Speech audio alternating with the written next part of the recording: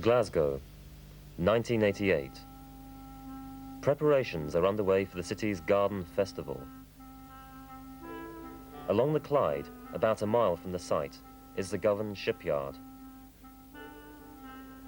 Here, 5 artists are working on outdoor sculptures for the festival.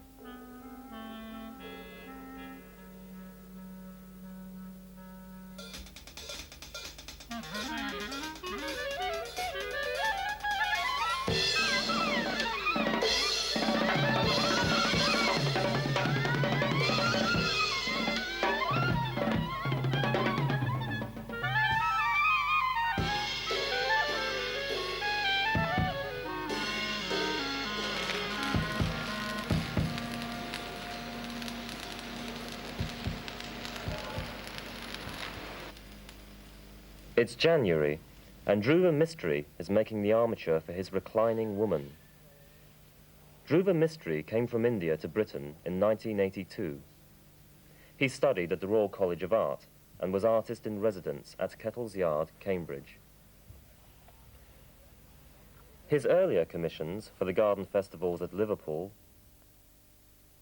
and Stoke produced large monumental pieces, and his reputation as an Indian artist is now considerable.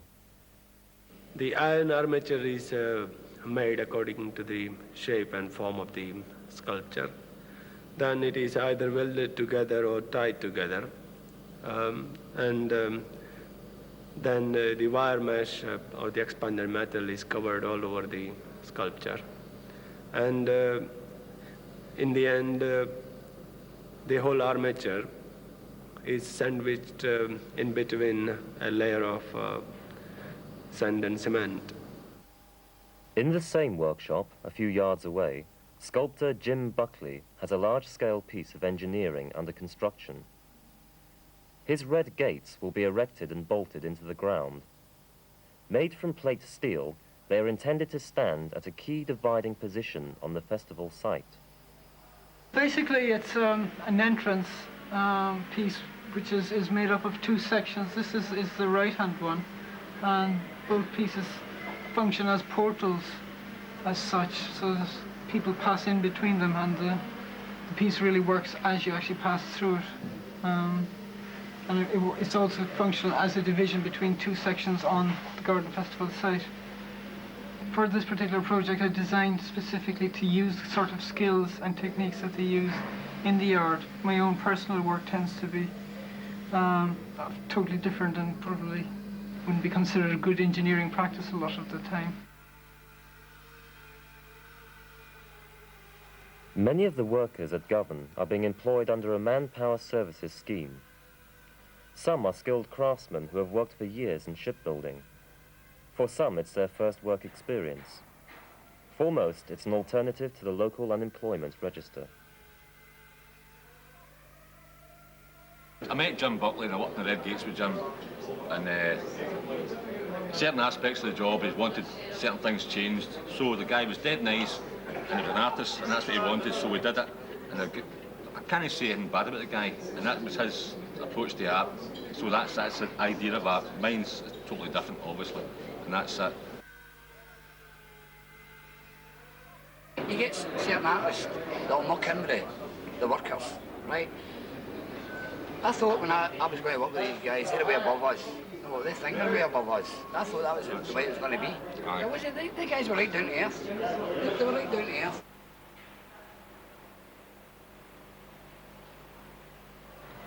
Started off on a beach in Gaza where they were all lying about, but when I tried to draw them all, they always ended up standing up because it's really difficult to draw them lying down.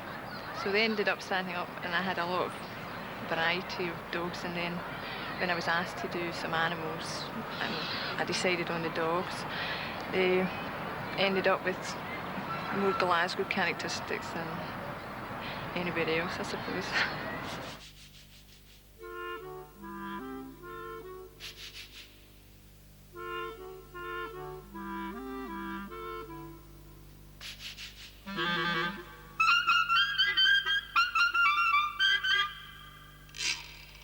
February.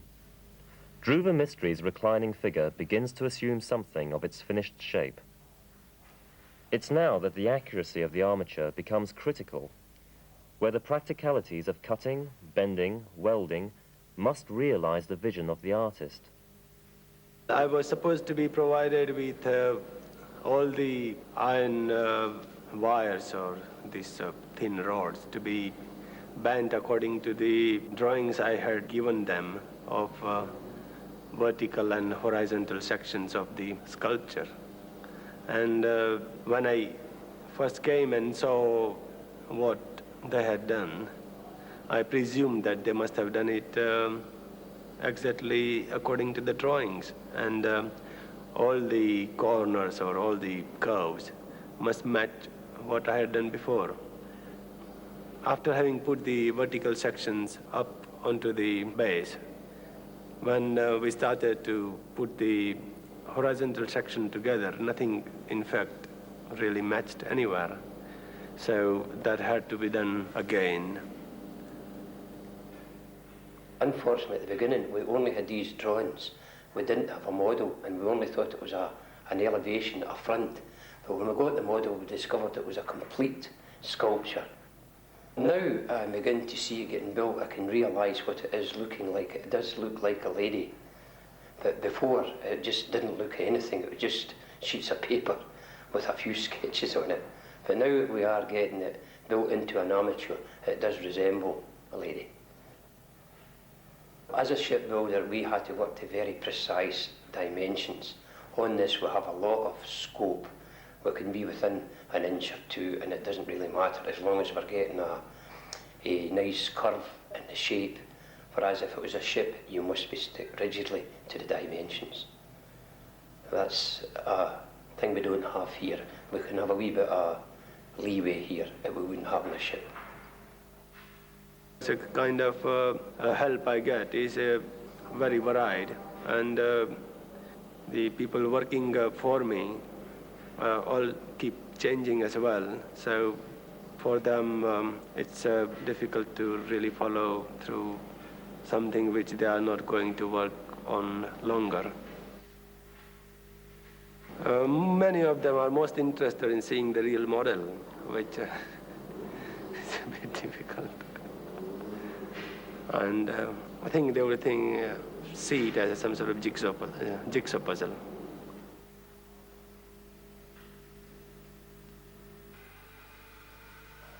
Jim Buckley was born in 1957. He comes from Cork. He's exhibited in Britain and abroad, and is now active in the world of Scottish sculpture. This piece is the same scale as two similar pieces which were made, one in Cork in 1985 and one in Yugoslavia in 84. The construction of this is more complex as such, and the fact that both pieces have to stand individually makes it more difficult in terms of engineering problems. But yeah, I've worked on that scale before. When actually somebody says you're making gates, well, you look at gates, you look at a garden gate, but when you look at those things, it's entirely different. To me, it's actually been all calculated out at this stress, because you actually wonder how it's going to react in a gale. As far as I know, as civil engineers, it's actually planned it all out, whereas it should take the stress. There'll be bolts bedded into the base. There'll be maybe 200 deep, and that's what, 25 mil in diameter. So that should be enough to hold it, we hope.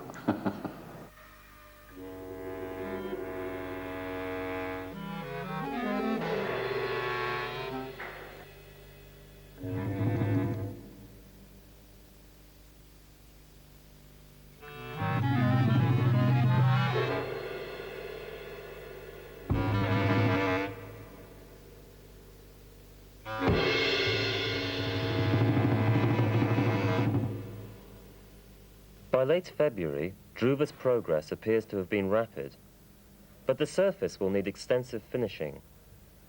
There's already been a delay in the delivery of anti-rust paint for the armature, and it's touch and go as to whether the cement will cure in time for its scheduled move to site, April the 6th. Of the 5 artists commissioned by the Garden Festival, 2 have yet to start work at Govan. Richard Groom's boat with an upturned face will float in the canting basin at the festival. Richard Deacon's design will rest on a former crane base at the eastern end of the site.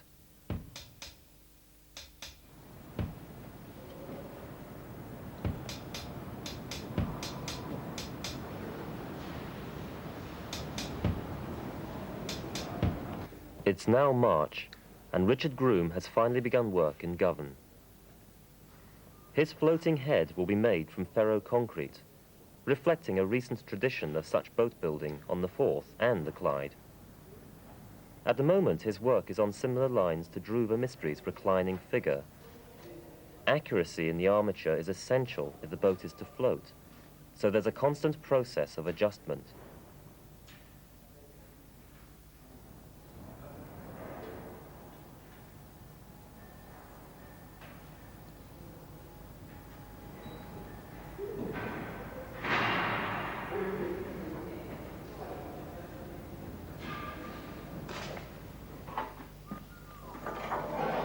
In another part of the yard, Richard Deacon's massive sculpture begins to take shape. Elusively titled Nose to Nose, Beginning to End, this part of the work is made from 12mm steel plate, welded into curved sections which will be assembled on site. In its conception and execution, it's one of the most site-specific pieces. Richard Deacon has an international reputation. He's not present for much of the work, although today he's flown to Glasgow, where he's at the offices of the Garden Festival. I've been distant somehow from the actual physical making, although it's not. I mean, that isn't unique. There are other things that I've done where the physical making has been done by other people in response to more or less detailed instructions.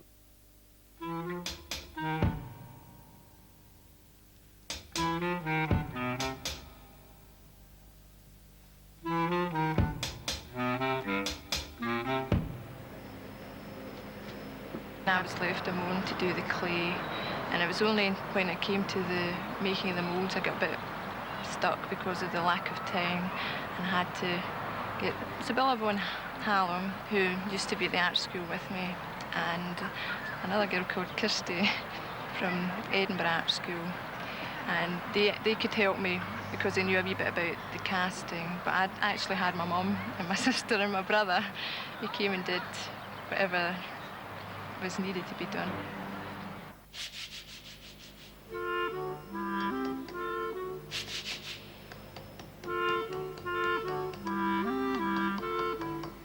I had a lot of barking and jokes about dogs. A can of dog food left at one point. But I think they made them laugh. Though some of them, I think, they weren't sure whether or not they were dogs or not sometimes. They were called funny things like kangaroos and all sorts.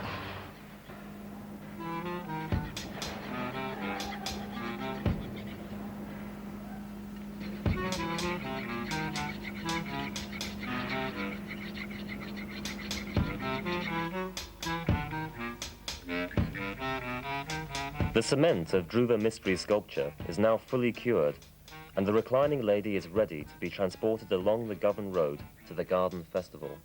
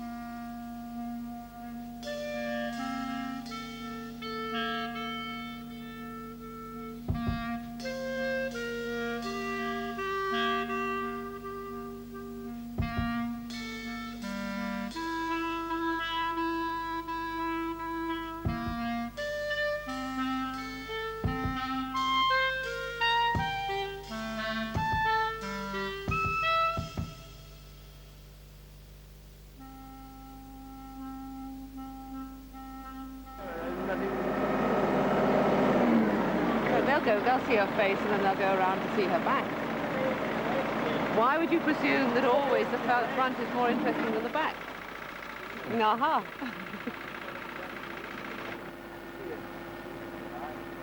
Kind of 90 mile an hour through Cup and Ice, do you? I thought you were going to start.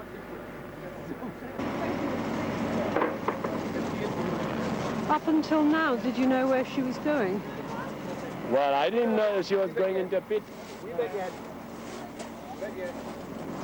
Fine, yeah. You had to take her now more into the middle. Whoa.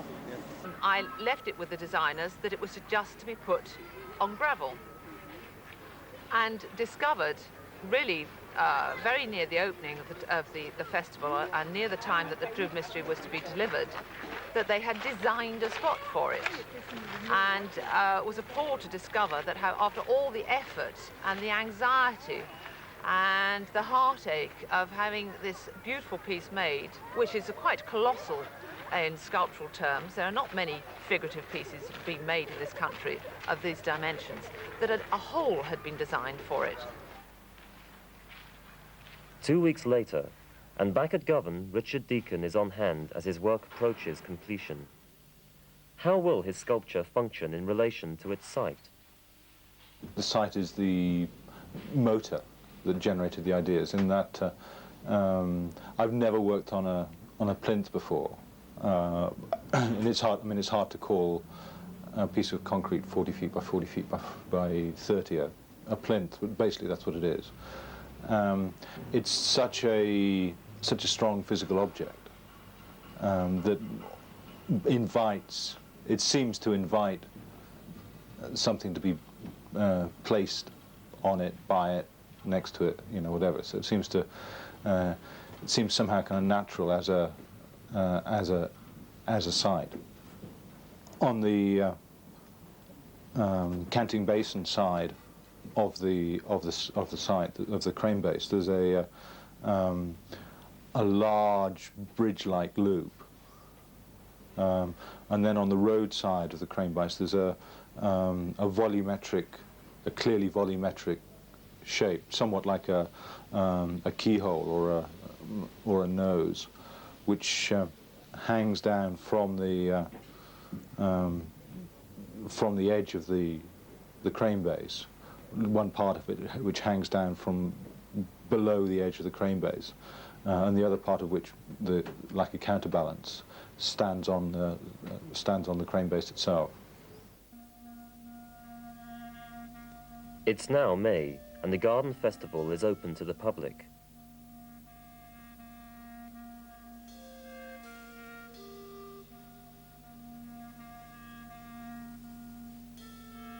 But one of the sculptures is missing. Richard Groom's boat has failed to make the deadline.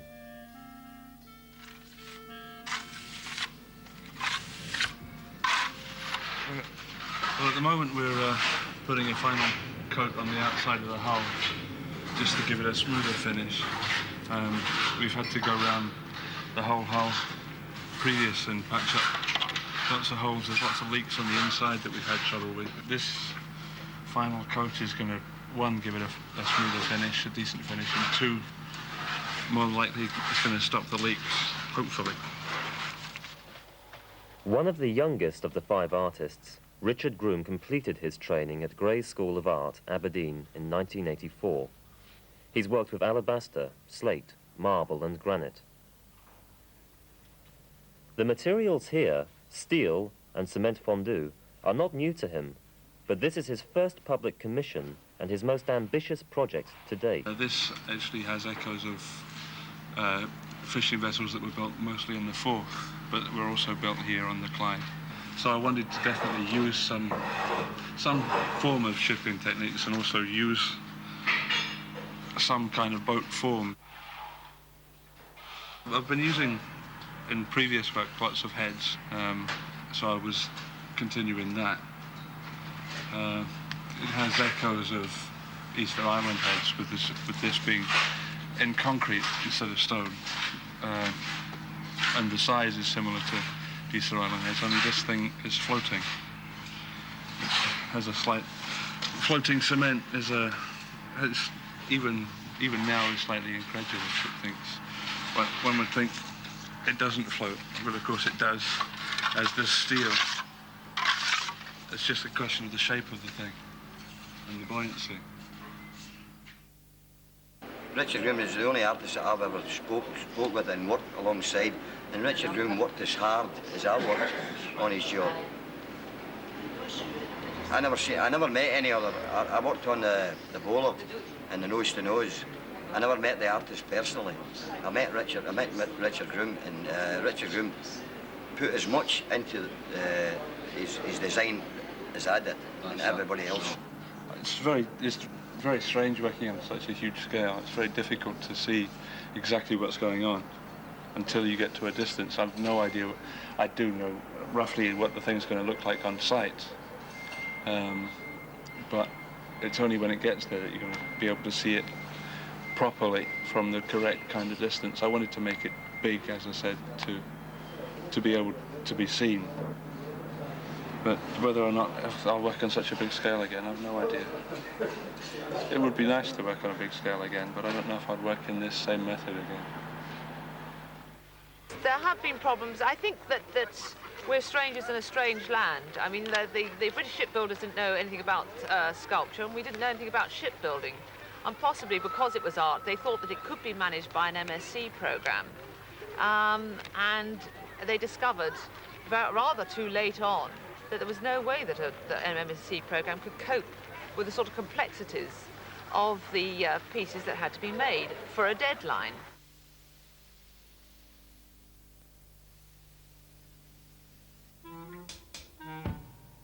The nose to nose, it seems to be a lack of communication between the artist and the builder, because there was no need for it to be built so strongly, just for a that's a good point, an artifact, just for a museum piece. You know, it's complete, two different worlds, the artist and the manufacturer. There was just no communication whatsoever. I don't know what they thought the work was, but the challenge actually interested them. And I believe some of them were quite interested to carry on working on sculpture. It is very difficult to cite large sculpture in the Garden Festival site because besides the actual area that the piece occupies, you also have the necessity of the surrounding area. And the obvious problems would be in Richard Deacon's piece, where there's a toilet block next to the base of the piece, which really prevents it from being seen in its proper light.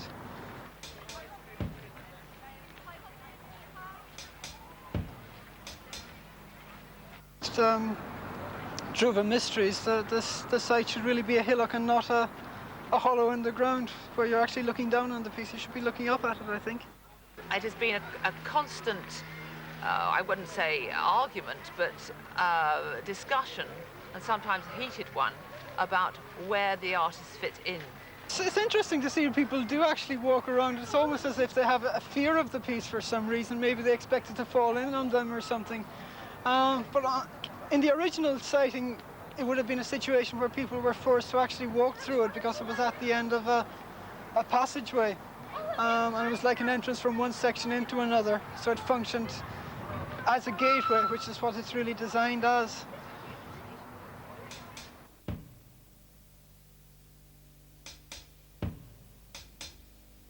Probably the best or most successful sighting so far has been Shona Kinloch's dogs, but then they're probably easier to sight than some of the larger pieces.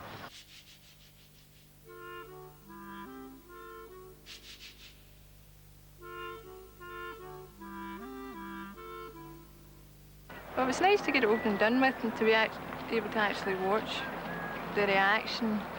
I think that the young kids have a better reaction. They like to go and pat them. And I suppose I don't mind them really climbing on them, apart from the fact they might break them and scratch them and stuff like that. But they seem to be able to react better to them.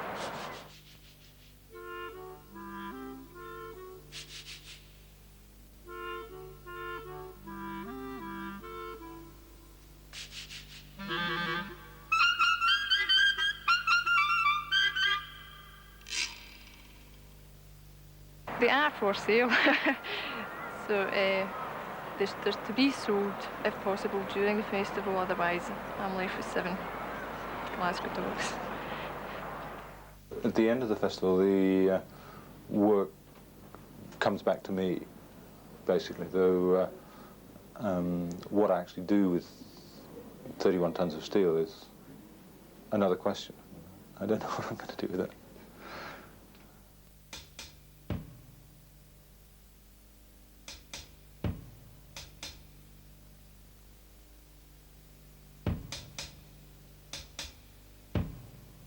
I would like to site the piece in Glasgow. I think one of the parks would be my ideal setting for the piece, where it could actually function under the original concept as a gateway, as portals to a certain area.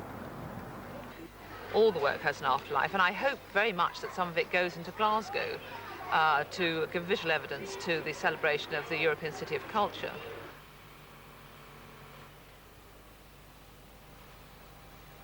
For me personally, it was worked well because I got employment out of it. I got a wage out of it.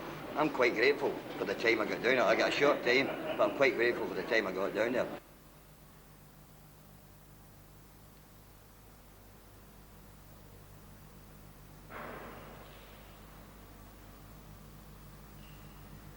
It gave me a wee bit of self-respect back, you know, but after that, it's just back to the self-respect's lost again, back again to the dole, you know. I'm 43 years of age. I was in here for 16 months and I was laid off yesterday as a welder. So I'm going back to the door. And hopefully I'll get a job on the side and collect my dole money. It's the only way I can see it.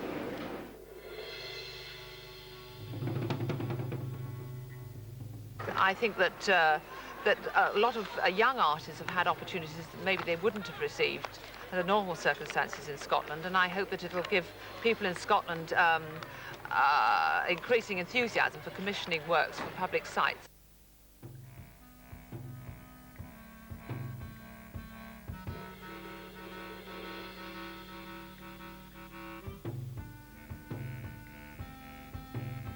Most works are actually built to last. They're Clyde built, and we'll see out the festival and many years to come.